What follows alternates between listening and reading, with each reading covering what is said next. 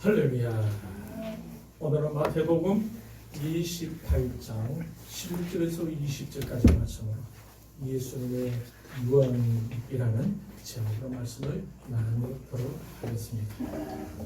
여러분, 새해가 밝았습니다.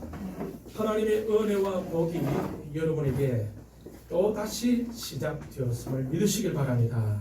아멘. 그 하나님을 바라보며 소망을 가지고 함께 견디고 전진하고 여러분의 목표로 하는 것들을 주님 안에서 다 이루는 한 해가 되기를 축복합니다. 아멘. 말씀을 시작하기 전에 여러분 한 가지 질문을 던져보겠습니다.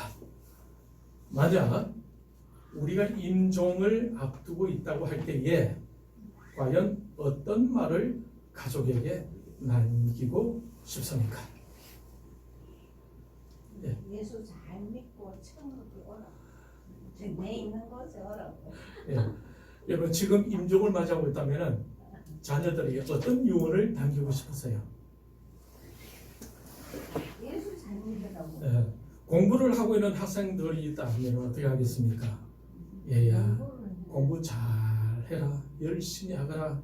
또 사업을 하고 있는 자녀들에게는 건강 잘 챙기고 기업을 한번 잘 일으켜 보거라. 또 신앙인들 중에는 믿음 생활 잘 하거라. 교회 빠짐없이 나가거라. 너희 엄마 고생 많이 했으니 엄마를 잘 부탁한다. 건강하게. 보통 여러 가지 남기고 싶은 당부를 하지 않겠습니까? 이러한 유언은 이 땅에서 마지막으로 남기는 고인의 당부일 것입니다. 매우 의미심장한 말이겠죠. 어쩌면 이 세상을 떠나면서 남기는 가장 중요한 말일 수 있습니다. 그 어느 누구도 말이죠. 얘야, 마지막으로 소주 한 잔 딱 하고 싶은데 뭐 이런 유언을 남길 사람이 있겠습니까? 아마 없을 겁니다. 오늘 본문은 예수님이 죽으셨다가 살아나신 후에 제자들에게 마지막으로 남기신 유언이자 당부의 말씀입니다. 이것을 우리는 주님의 지상 최대의 명령이라고 부릅니다. 마지막으로 제자들에게 꼭 남기고 싶으셨던 것은 바로 3년 동안 예수님께서 직접 해오신 제자 3년 사역을 제자들에게 유언으로 물려주고자 했던 것이죠. 이 유언, 제자를 삼으라라는 것은 오늘날 예수님을 믿고 하나님의 자녀된 저와 여러분에게도 부여되어지는 사명입니다. 예수님의 제자들은 이 사명을 부여잡고 그들의 남은 여생을 제자 삼는 일에 온몸을 다 바쳤죠. 그러면서 하나님의 나라는 그들을 통해 점점 확장되어져 왔고 오늘날 주의 종들을 통해 그 사역이 계속 이어져 내려오고 있는 것입니다. 여러분, 중세 시대를 거치면서 그나마 교황을 중심으로 그 신앙이 존속되었습니다. 그런데 교황은 인간이지 않습니까? 그 인간인 교황을 하나님처럼 떠받들게 되고 교황의 그 말이 곧 하나님의 말씀처럼 되면서 여러 많은 문제점을 낳게 되었죠. 그러면서 1517년에 마틴 루터를 통해 종교 개혁이 일어나게 되고 존 칼빈, 저빙글리 그리고 존 나서 등이 일어나서 가톨릭 교회의 문제점을 지적하고 오직 성경 중심의 신앙을 강조하게 되죠. 그러면서 구교인 가톨릭과 신교인 개신교 사이에 많은 갈등을 갖게 됩니다. 그러다가 구교의 핍박을 견디지 못해서 신앙의 자유를 위해서 1620년에 메이어플라워를 타고 미국으로 건너가게 되는데 그들이 바로 청교도들입니다. 1730년대 이후부터 1900년 초까지 영국과 미국에서는 대부흥 운동이 일어나게 되는데 D.L. 무디 목사님을 통해서 제3차 대각성 운동이 일어나면서 젊은 청년들이 선교사로 자원하는 운동들이 일어나게 됩니다. 1866년에 영국 웨일즈 출신이었던 토마스 선교사가 중국 선교사로 왔다가 조선이 복음화되지 못한 땅이라는 사실을 알게 된 후에 조선을 방문해서 성경을 나눠주며 복음을 전파하려고 했습니다. 미국 상선 제너럴 셔먼 호의 동승에서 대동강 지역으로 들어가게 되죠. 그렇지만 조선의 관료들과의 갈등으로 인해서 토마스가 탄 배가 공격을 받게 됩니다. 이때 토마스 선교사는 배에서 내려서 조선인들에게 한문 성경을 나눠주며 복음을 전했죠. 결국 그는 성경을 건네며 복음을 전하다가 참수를 당하면서 순교하게 되었습니다. 토마스 선교사 이후에 1885년 4월에 언더우드 선교사와 아펜젤러 선교사가 인천항에 도착하게 되는데 토마스 선교사가 뿌려놓은 그 복음의 씨앗을 바탕으로 조선의 기독교를 정착시키는데 매우 중요한 역할을 합니다. 언더우드 선교사는 교회를 설립하고 한글 성경을 번역하는 일에 매우 적극적으로 참여하였는데 1886년에 조선 최초의 근대식 학교인 경신학교를 설립했고 나중에는 연희 전문학교, 현재 연세대학교를 설립하게 되면서 조선의 근대 고등교육에 많은 기여를 하게 됩니다. 그리고 의료 선교에도 참여하게 되죠. 현재 세브란스 병원 설립에 관여하면서 조선의 근대 의료 발전에도 많은 기여를 하게 됩니다. 그리고 여러분도 잘 알다시피 아펜젤러 선교사 있지 않습니까? 이 선교사님은 언더우드 선교사님과 함께 인천항에 같이 도착합니다. 1885년에 배제학당을 설립해서 현대식 교육과 기독교 신앙을 가르치면서 조선 사회의 근대화에 큰 영향을 끼칩니다. 여러분도 잘 알고 있는 것처럼 대한민국 건국의 아버지 이승만도 청년 시절에 이곳 배제학당에서 복음을 처음으로 접하게 되었습니다. 그 외에 많은 선교사들이 조선에 들어오게 되면서 기독교의 황무지일 뿐만 아니라 가난하고 헐벗은 이 조선의 교육과 의료, 문화 등 많은 발전에 거듭하게 하였습니다. 그러다가 1904년 이후에 영국 웨일즈 지방은 산업화와 도시화가 되면서 그리고 또 합리론과 경험론, 진화론 등 현대 철학이 발전하게 되면서 인간 이성 중심으로 흐르게 되고 영적으로 도덕적으로 타락하고 영적 침체가 오기 시작합니다. 그러면서 이반 로버츠라는 한 청년의 기도로 시작해서 영적 대부흥이 영국 웨일즈 지방에 임하게 되고 사회적으로 놀라운 변화를 일으켜 가죠. 그 부흥의 불길은 세계적으로 확산되기 시작했고 1907년에 조선 땅 평양에까지 와서 영적 부흥의 불을 지폈던 것입니다. 예수님 당시 12명의 제자를 삼으신 주님의 중점적인 사역이 오늘날까지 목사들과 선교사들을 통해 계속해서 이어져 내려왔고 지난주에는 급기야 대구광역시 동구 8공로 49길 33 큐셀 사무실까지 가게 되었던 것입니다. 아주 오랜 시간이 걸렸던 거죠. 그래서 교회는 친목단체가 아니라 말씀을 배우고 제자를 삼으라 라는 예수님의 이 명령을 받아들여 꾸준히 예수님을 닮아가는 것을 가장 중요한 목표로 삼고 제자 훈련에 임하고 있는 것입니다. 이것이 세계 역사 속에 장엄하게 흐르는 한 줄기의 하나님의 거대한 영적인 움직임입니다. 이 움직임은 하나님의 창조하신 우주의 대자연의 원리와 함께 맞물려서 돌아가며 우리의 가정생활과 교회 생활과 직장 생활로 이어져 가고 있다라는 겁니다. 예수님께서 3년 동안 제자들을 양육하시다가 드디어 십자가에서 죽으시게 되죠. 예수님이 십자가에서 달리신 이유는 모두가 다 잘 아실 것입니다. 우리의 죄를 대신해서 달리신 거죠. 주님이 왜 십자가에 죽으시며 피를 흘려야 했습니까? 히브리서 9장 11절 12절을 같이 읽도록 하겠습니다. 찾으셨죠? 예, 같이 읽겠습니다. 그리스도께서는 장래 좋은 일에 대제사장으로 오사 손으로 짓지 아니한 것 곧 이 창조에 속하지 아니한 더 크고 온전한 장막으로 말미암아 염소와 송아지 피로 하지 아니하고 오직 자기 피로 영원한 속죄를 이루사 단번에 성소에 들어가셨느니라. 9장 22절도 같이 읽겠습니다. 찾습니까? 예, 같이 9장 22절 같이 읽겠습니다. 시작. 율법을 따라 그의 모든 물건이 피로서 정결하게 되나니 피 흘림이 없은즉 사함이 없느니라. 아멘. 다음에 10장 12절에서 14절 10장 12절에서 14절 같이 읽겠습니다.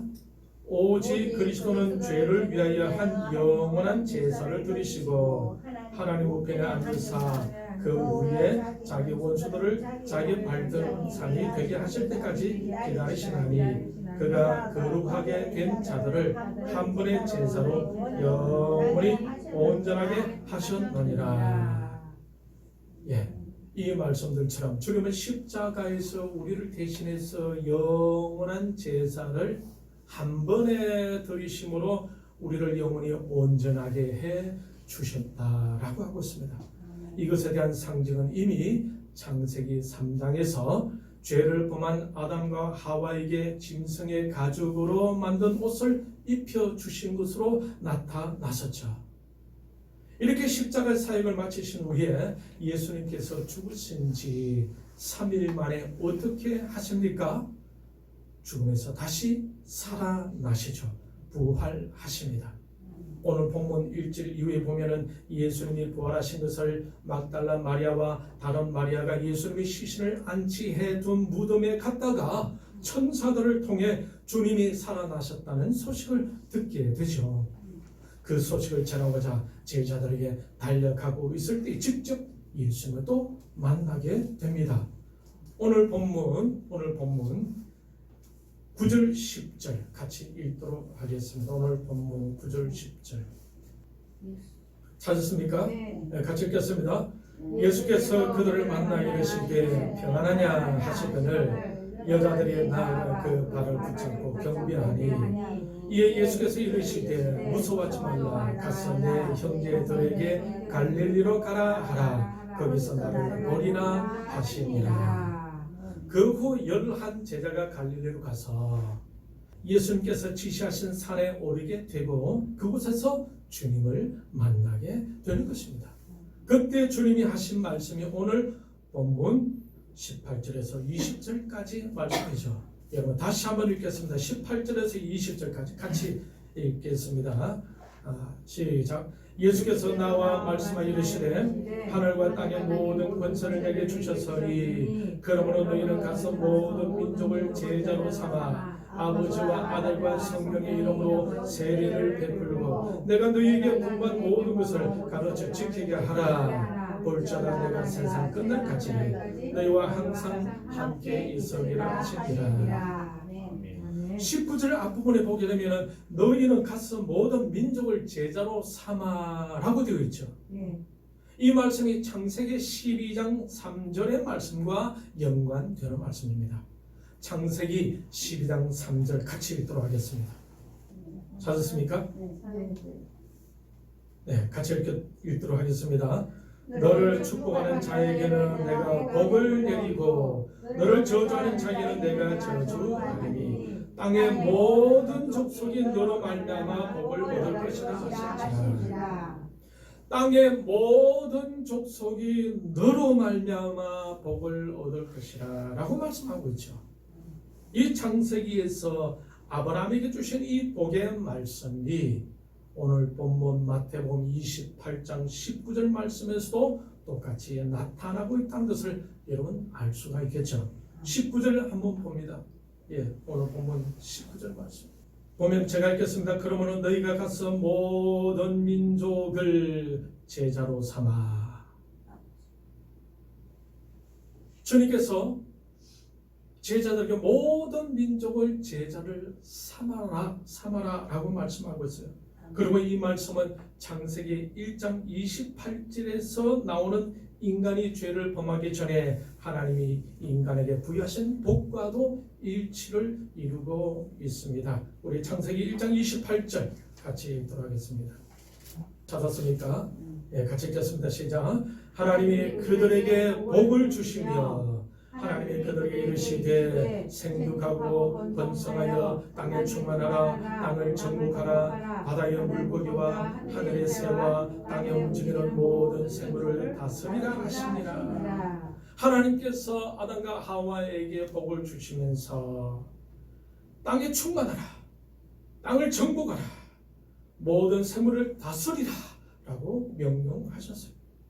창세기 1장 28절에서 아담과 하와에게 약속하셨던 이 복과 창세기 12장 3절에서 아브라함에게 하신 복의 약속, 땅의 모든 족속이 너로 말미암아 복을 얻을 것이라.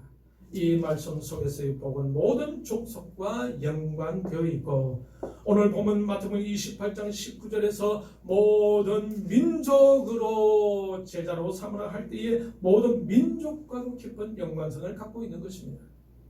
그러니 모든 민족의 복을 받는 궁극적인 길은 무엇이다 말입니까? 거기에는 바로 예수 그리스도의 복음을 전하는 것과 깊은 연관성이 있다는 말이 아니겠습니까?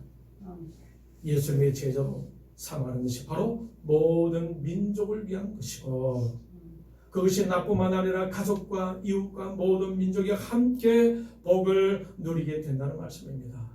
이러한 복이 오늘 이 자리에 나오신 여러분 각 개인에게도 적용되는 말씀이겠죠. 2025년 새해를 맞이하여 모든 민족이 복을 누리는 일들이 오늘 이 자리에 오신 여러분을 통해서도 풍성히 임하기를 축복합니다. 할렐루야. 지난번에도 말씀드린 바와 같이 인간이 죄로 인해 상한 마음을 가지게 되었는데, 그 상한 마음은 열등감과 두려움, 버림받은 마음, 그리고 굶주린 마음으로 병든 상태에 되었다고 말씀드렸죠. 이 마음이 치유되고 회복되는 것은 이 땅에서 물질과 명예와 권력으로는 할 수가 없고, 오직 하나님이 주신 것만으로 채울 수 있다라고 말씀을 드렸습니다. 그러니 진정한 복은 바로 예수 그리스도를 마음에 모시고 그 주님에 대한 믿음으로 주님과의 관계와 교제를 이루고 주님을 닮아가면서 주님의 제자가 되어갈 때에 비로소 진정한 복을 누릴 수가 있다라는 것입니다. 자, 그러면 어떻게 주님의 제자가 될 수 있을까요? 먼저 예수님을 내 마음에 모시고 그 주님을 스승으로 모셔야 하는 것입니다. 그분의 가르침을 배우고 배운 것을 삶 속에서 실천하게 될 때에 주님의 제자가 될 수 있다라는 것이고, 그렇게 되면 이 세상을 창조하실 때 가지셨던 놀라운 하나님의 그 목적이 저와 여러분의 삶 속에서 이어져 가게 된다라는 것입니다. 그러면 주님의 제자로서의 특징들이 몇 가지가 있는데 어떤 것들이 있는지 같이 생각해 보겠습니다. 같이 한번 따라하겠습니다. 예수님을 따르는 것입니다. 예수님을 따르는 것입니다. 주님의 제자의 특징은 예수님을 따르는 거예요. 여러분 마태복음 16장 24절을 같이 읽도록 하겠습니다. 찾았습니까? 같이 읽겠습니다. 시작. 이에 예수께서 제자들에게 이르시되 누구든지 나를 따라오려거든 자기를 부인하고 자기 십자가를 지고 나를 따를 것이니라. 주님의 제자들은 자신의 생각과 자신의 뜻과 자신의 고집을 버리고 자신에게 주어진 십자가를 지고 묵묵히 주님을 따라가야 한다라는 거예요. 두 번째, 복음을 전하는 것입니다. 복음을 전하는 것입니다. 여러분, 이 복음이라는 것은 무엇입니까? 복된 소식이다라는 뜻이죠. 하나님 인간을 구원하기 위해서 주신 하나님의 방법을 말합니다. 이 복음을 전하기 위해서 무엇을 먼저 알아야 하겠습니까? 복음이 무엇인지 먼저 알고 이해할 수 있어야 하겠죠. 그래야 왜 이 복음이 다른 영혼들에게 필요한지를 알게 될 것입니다. 그리고 복음을 전할 수 있는 자신만의 무기를 가지고 있어야 하지 않겠습니까? 이 무기라는 것은 CCC의 사용이라든지 내비 곁의 브릿지라든지 하나님께서 깨닫게 주신 그 전략을 가지고 그 어떤 것이든지 한 가지를 익숙하게 익혀서 예수님을 전하면서 예수님을 영접시키며 하나님의 자녀로 만들어내고 또 그를 양육해 나가면서 예수님의 제자로 만들어갈 수 있어야 한다라는 것입니다. 세 번째로 주님의 제자의 특징은 같이 따라하겠습니다. 사랑과 섬김의 삶을 살아야 합니다. 사랑과 섬김의 삶을 살아야 합니다. 요한복음 13장 35절을 같이 읽도록 하겠습니다. 네, 같이 읽겠습니다. 시작. 너희가 서로 사랑하면 이로써 모든 사람이 너희가 내 제자인 줄 알리라. 주님의 제자들은 무엇이 풍성해야 할까요? 사랑이 풍성해야 하겠죠. 그리고 섬김의 삶을 살 줄 알아야 한다라는 것입니다. 마가복음 10장 45절을 보면은 주님은 이렇게 말씀하십니다. 인자가 온 것은 섬김을 받으려 함이 아니라 도리어 섬기려 하고 자기 목숨을 많은 사람의 대속물로 주려 함이니라. 주님은 왜 오셨다라고 하고 있습니까? 섬기려고 오셨다라고 하고 있습니다. 그러니 잘 섬길 줄 아는 사람이 집사가 되고 권사가 되고 장로가 되고 목사가 되어야 하지 않겠습니까? 그래야 예수님을 닮은 제자들을 만들어내는 일에 영향을 줄 수가 있겠죠. 여러분도 잘 섬길 수 있기를 바랍니다. 할렐루야. 여러분의 물질로 섬기고 여러분의 재능으로 섬기고 여러분의 명예와 권력으로 잘 섬길 수 있기를 바랍니다. 할렐루야. 그래서 주위 사람들을 주님의 제자로 만들어 갈 수 있기를 축복합니다. 아멘. 자, 네 번째 제자들의 특징은 어떤 것이냐면 같이 따라하겠습니다. 성령님을 의지해야 합니다. 의지해야 합니다. 사도행전 1장 8절 같이 읽도록 하겠습니다.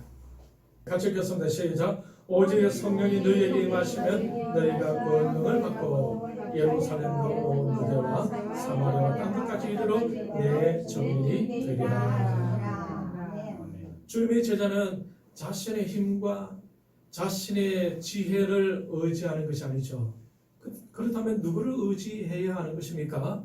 오직 성령 하나님을 의지하며 성령님의 도우심을 구하며 나아가야 한다라는 겁니다. 이 성령 하나님께서 우리 위에 임하게 되실 때에 그때 우리가 권능을 받게 되고 주님의 제자로서 정의된 삶을 살 수가 있는 것입니다. 현대 크리스찬들은 예수님을 영접하는 순간 주님으로부터 제자로 부름을 받게 되는 것입니다. 그러므로 교회 안에서의 봉사와 이웃을 사랑하고 성경 공부를 하면서 하나님의 말씀을 더 깊이 이해하고 전도와 선교의 힘을 쓸 수 있어야 하겠죠.